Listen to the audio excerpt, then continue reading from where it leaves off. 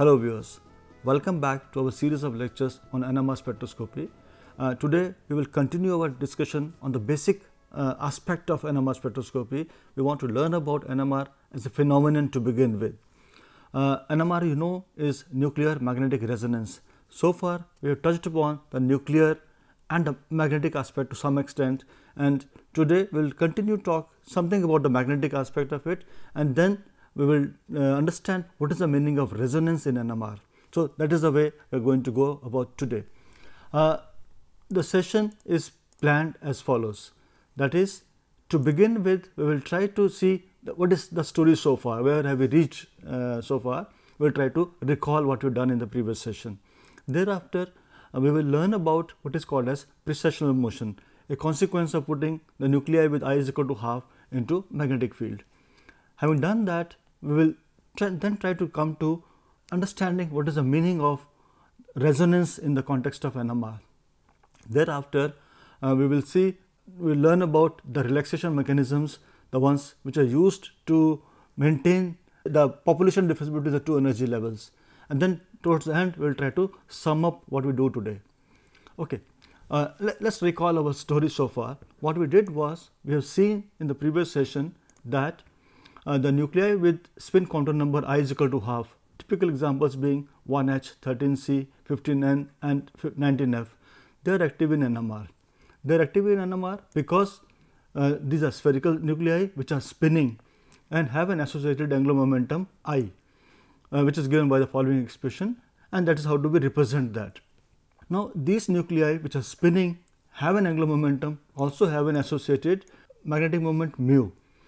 This magnetic moment mu is proportional to the angular momentum I, and these are the kind of expression we have. Gn is the G factor there, E is the charge of the proton, mass of the proton here. Okay.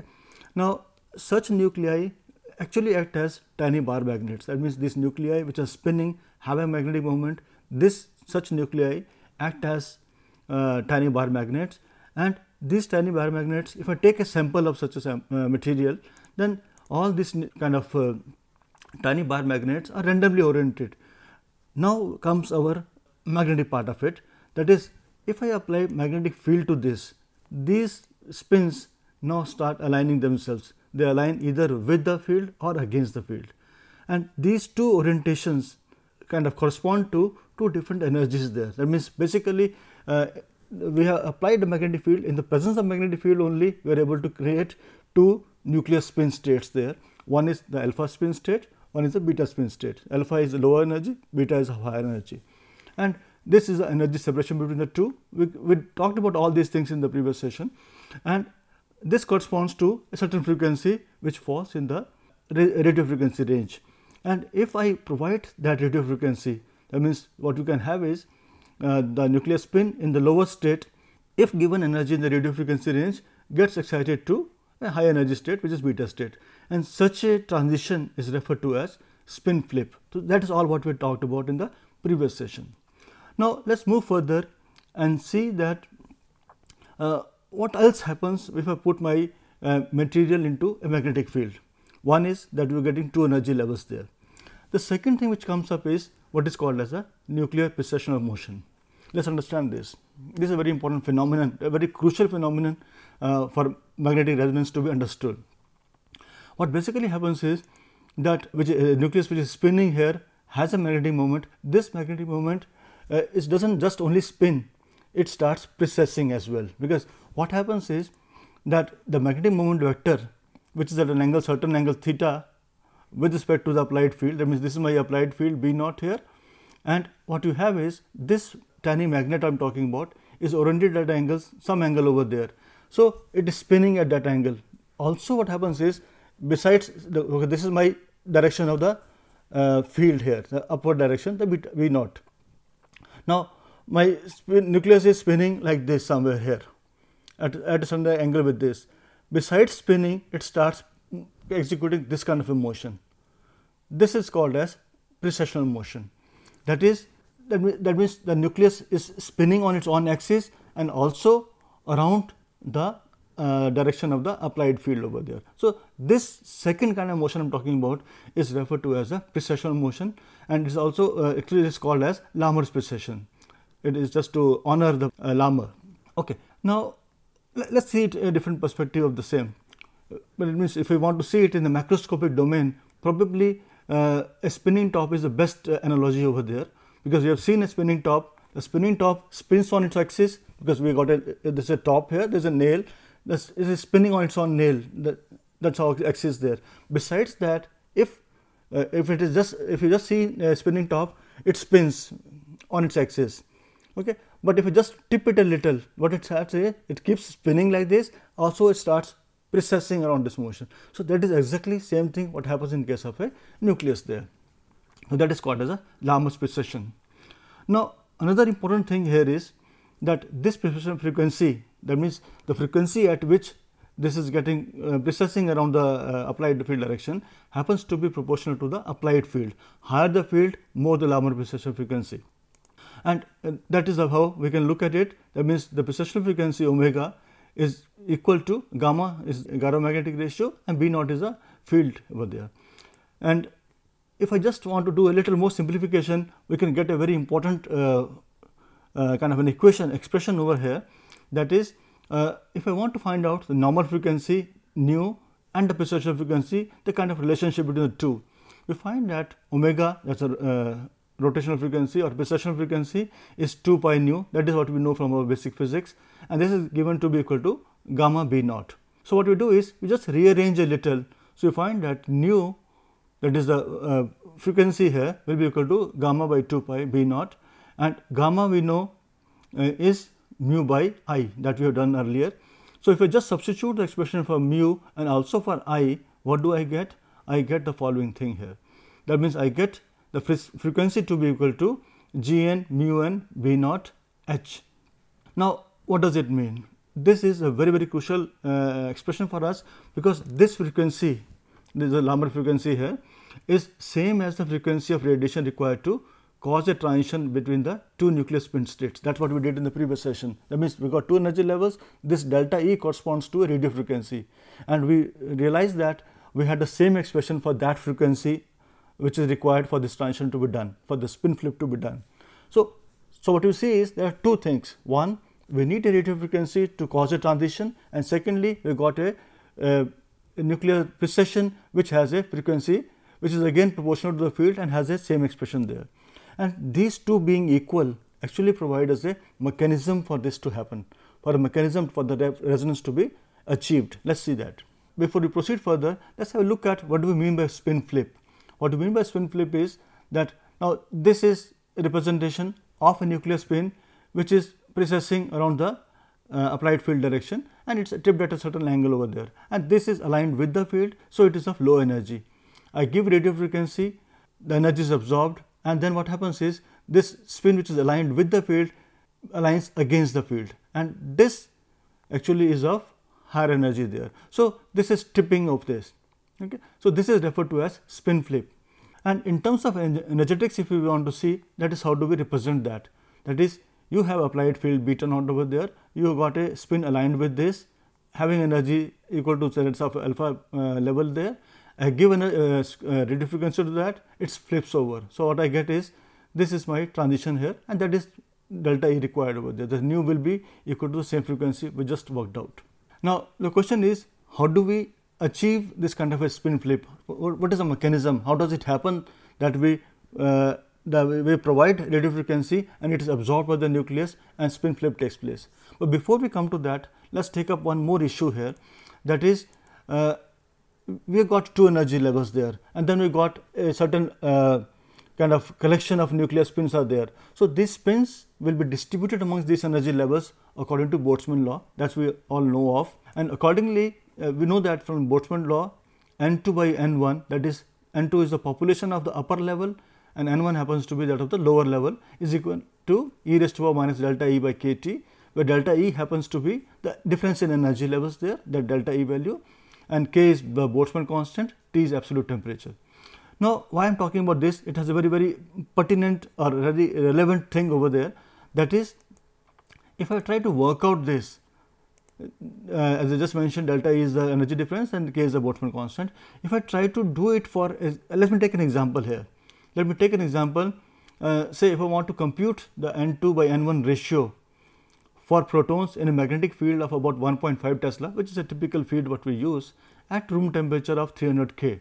If I do that, we know that first what we do is we try to compute the delta E value there, and delta E we know, we have done that in the last episode, that is delta E is equal to Gn mu n beta naught, where Gn is the nuclear G factor and then mu n is the nuclear magneton and B naught happens to be the field strength over there. So, this is characteristic of the nucleus, which proton which happens to have a value of 5.585. This is what we worked out, the magnitude of mu n, we substitute that, then substitute the value of beta naught to be 1.5 Tesla, simplify it, what you get is this. So, that is the energy. So, this is very, very important. What you see is that the difference in energy levels is very, very small. It is about 10 to the minus 26 joules, which is tremendously small delta E value.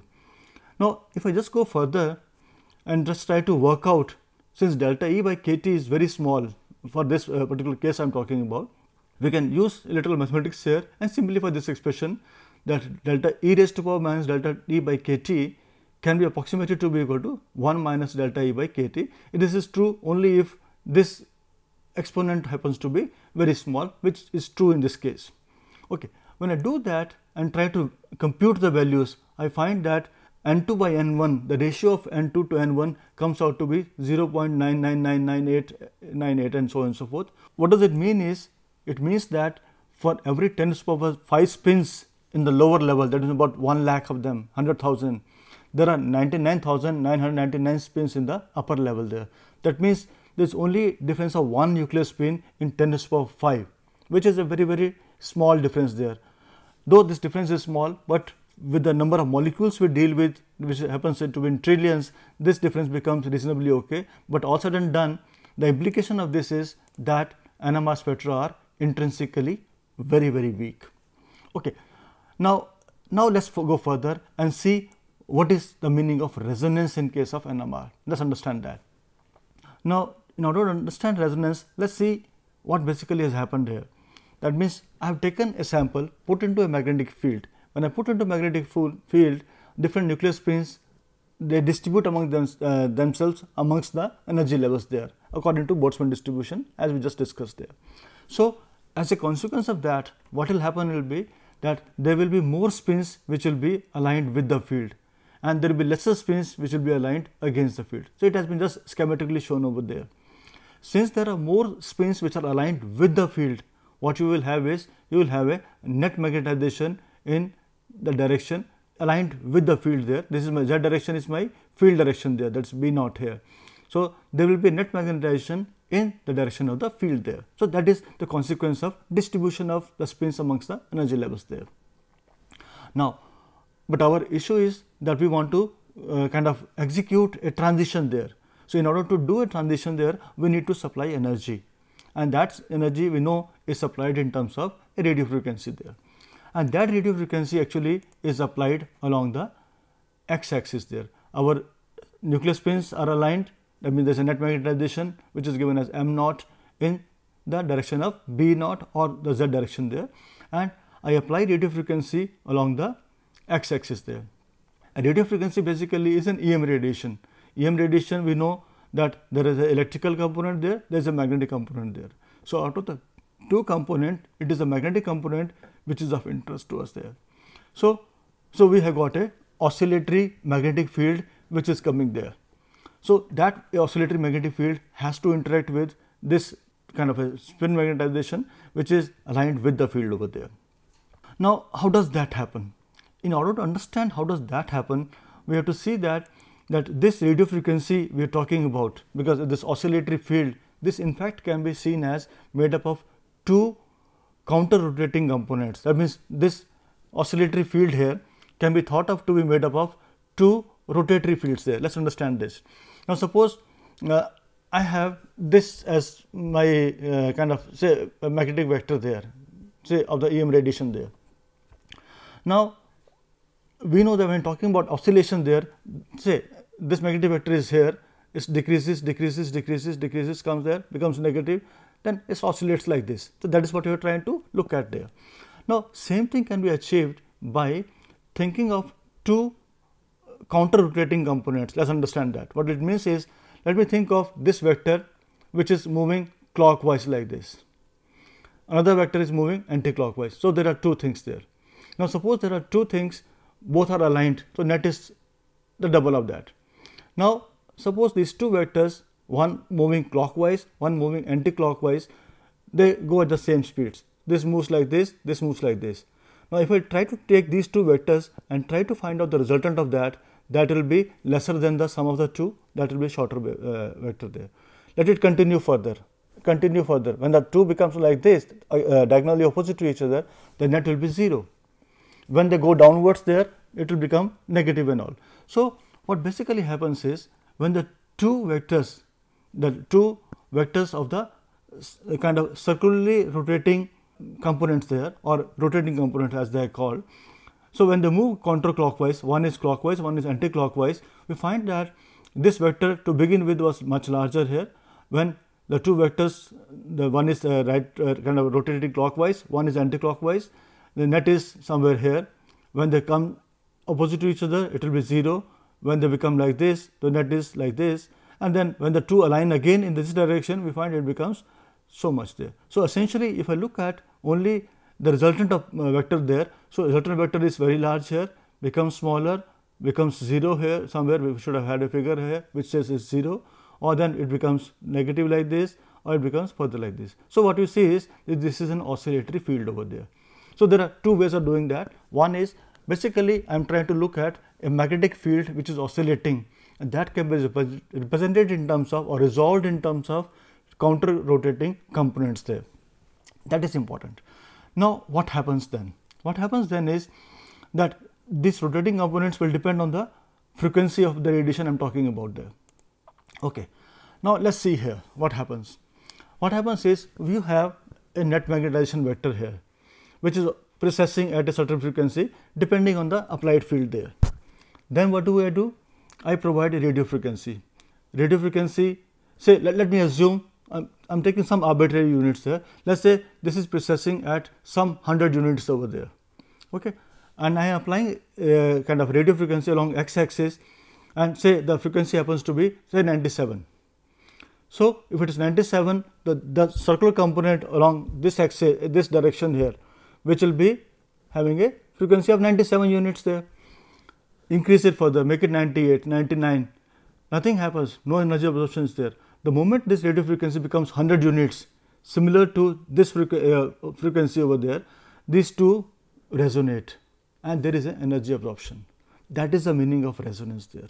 That means, resonance will come into picture only when the precessional frequency and the radio frequency, the two exactly match. When the two match, there is spin flip, or what you in kind of a, in terms of a gross aspect of it, what basically we show it as that this net magnetization vector which was pointing in the z direction gets tipped like this, because now what will happen is some more spins which were aligned now becomes against there. So, if you remember the previous figure, what we talked about was there were many more spins aligned with the field than which were against the field. Now, because of this transition here, now we find that the difference becomes lesser here. So, that is the kind of excitation we have, and in terms of net magnetization, this vector has got tipped towards the y axis there, and this tipped vector actually, the y component of that actually is measured there. So, what you have is, there are three things there. You have got a field along z axis, which is my B naught here. You give energy from x axis, that is my radio frequency, and along the y component you have a receiver here which will measure the outcome of that. So, that means the resonance signal, that means how much of energy has been absorbed, how many spins have got flipped over, that is measured by the y component of that. So, that is more of the instrumentation part of it, we will not get to that, but our concern here is to understand the concept part of it, what is the meaning of resonance here. So, resonance for us is that stage at which the frequency of the applied radio frequency, that means the circular component of that, and the precession frequency, the two match exactly. At that stage, the resonance comes into picture there. Okay, let's move further. So what will happen if I keep on giving radio frequency? What will happen? What will happen is that we had more spins aligned with the field, lesser were against.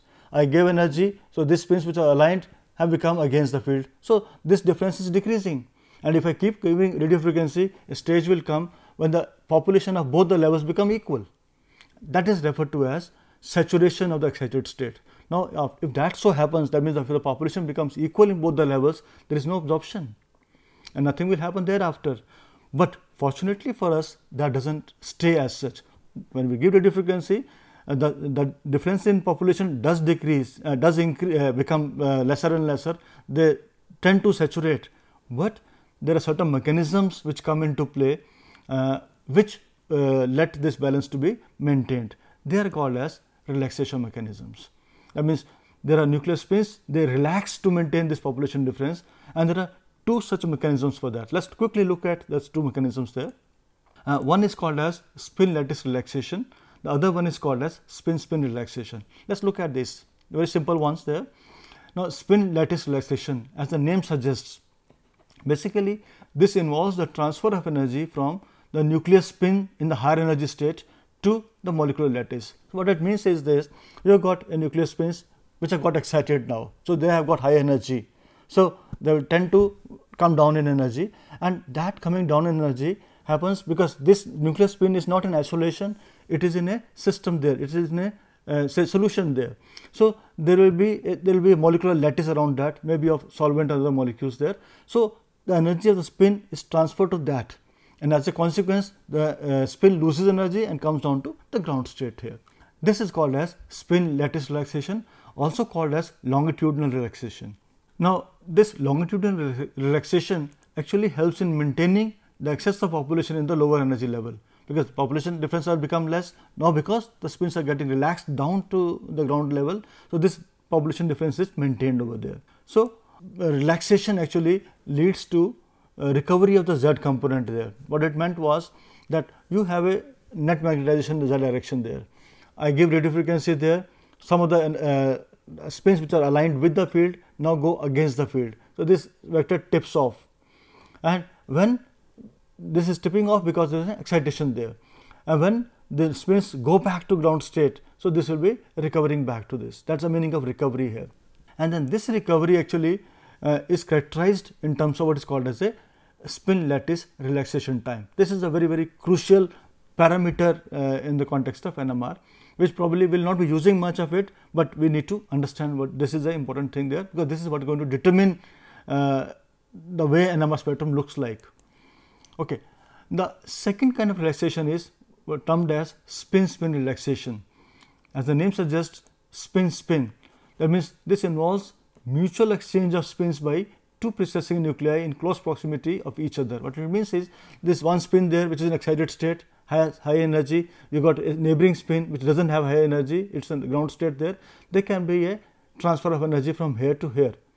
So, and this might get excited, this will come down there.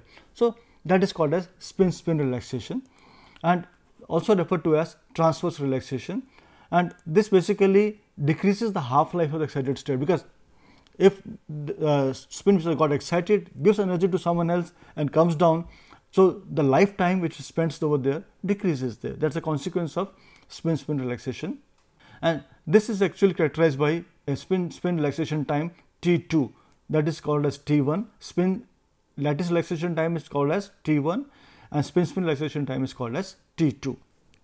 Now, let us sum up what we have done today. What we have done today is, we briefly reviewed the contents of the previous session, where we talked about the fundamental aspects of this. Thereafter, we explained the meaning of resonance in the context of NMR spectroscopy, because that was very, very crucial for us, because we had covered nuclear and magnetic component there. Even before even coming to this, the meaning of resonance, we did talk about the precessional motion, and also we talked about that the distribution of spins amongst the energy levels there.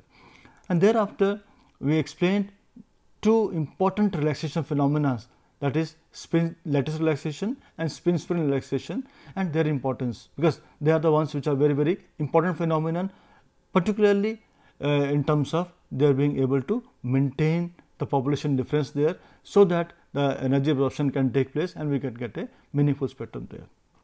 I am sure that by now we know what is NMR as a phenomenon, and in the next session we will talk about that how do we actually run a NMR spectrum, how do we kind of measure the NMR spectrum for a given sample there. So, all that and what kind of information we get from there, that shall be taken up in the next sessions. Thank you so much.